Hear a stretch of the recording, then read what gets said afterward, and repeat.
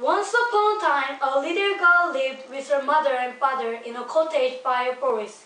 She was called Little Red Riding Hood because she always wore a beautiful cape with a red hood.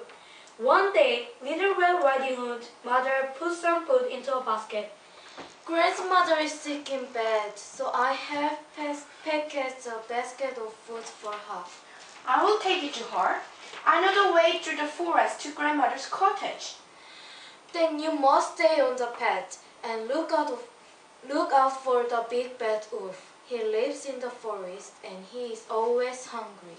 On her way through the forest, Little Red Riding Hood met her father, who was cutting wood.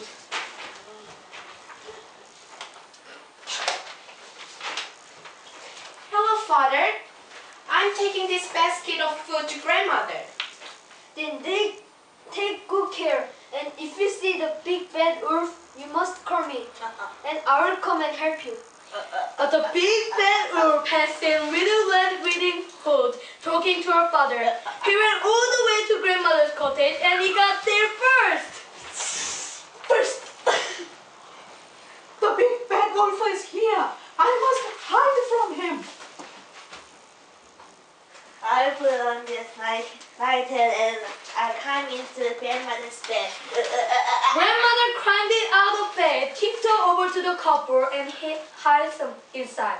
The wolf came into the cottage. What?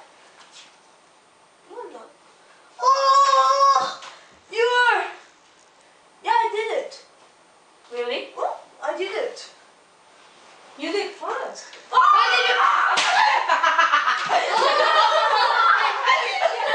Let's do it from there. Yeah, let's do it.